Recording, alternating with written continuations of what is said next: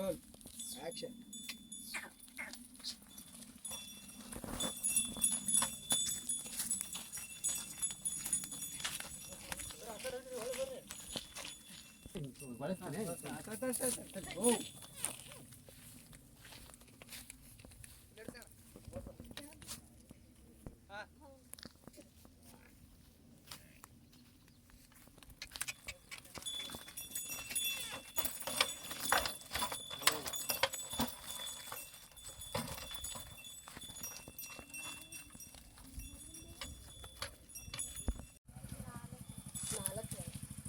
ಹೆಂಗಾರ ಹೊಟ್ಟದ ಗಾಡಿ ಅದ ಸೀಟ್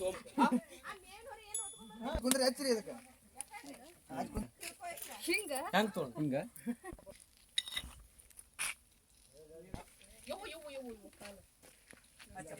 ಯವ್ವಾ ಅದು ಎಷ್ಟು ನ್ಯಾಚುರಲ್ ಬಂದೈತ್ರಿ ಆ ಸೀನ್ ಭಾರಿ ಬಂದೈತ್ರಿ ಅದು ನೋಡಿದ್ರ ಕ್ಯಾಮ್ರಾ ಅಪ್ಪ ಕ್ಯಾಮ್ರಾ ಅಲ್ಲಿ ಹೋಗುವ ವಿಶೇಷ ಏನಪ್ಪಾ ಅಂತಂದ್ರೆ ಇವತ್ತು ನಮ್ಮ ರೈತನ ಕಣ್ಣೀರು 3ನೇ ಭಾಗವನ್ನ ನಾವು ಶೂಟಿಂಗ್ ಮಾಡ್ತಾ ಇದ್ವಿ ನಮ್ಮ ಮುದ್ದೇಬೇಳ ತಾಲೂಕು ಮುದ್ನಾಳ ಗ್ರಾಮದಲ್ಲಿ. ನೋಡಿ ಎಲ್ಲಾ ಆರ್ಟಿಸ್ಟ್ ಇಲ್ಲಿ ಗಿಳಿರಾಮ ಅಜರ್ ಕೂಡ ಬಂದಿದ್ದಾರೆ, ಹಾಗೆ ನಮ್ಮ ಶ್ರೀಶೈಲಣ್ಣ ಶ್ರುತಿ ಅವರು ಎಲ್ಲಾ ಆರ್ಟಿಸ್ಟ್ ಇದ್ದಾವೆ. ಬಹಳ ಖುಷಿ ಆಯ್ತು. ಎಲ್ಲಾರು ಈ ಒಂದು ಕಿರುಚಿತ್ರ ಬಂದ ತಕ್ಷಣ ನೋಡಿ ಹರಸಿ ಹಾರೈಸಿ ಅಂತ ಕೇಳ್ಕೊತಾ ಇದ್ದೀನಿ. ಧನ್ಯವಾದಗಳು.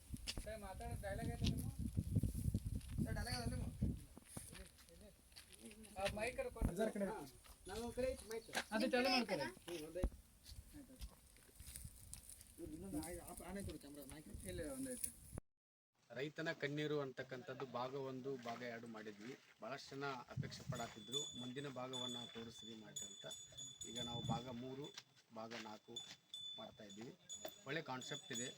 ರೈತನ ಬದುಕು ಹೇಗಿರ್ತದೆ, ರೈತರ ಮಕ್ಕಳ ಬದುಕು ಹೇಗಿರ್ತದೆ, ಅವನ ಸಮಸ್ಯೆ ಏನಿರ್ತಾವೆ ಅನ್ನುವಂಥದ್ದನ್ನು ತೋರಿಸುವಂಥದ್ದು. ಇದು ಯಾರನ್ನೇ ಅವಹೇಳನ ಮಾಡ್ತಕ್ಕಂಥದ್ದಲ್ಲ.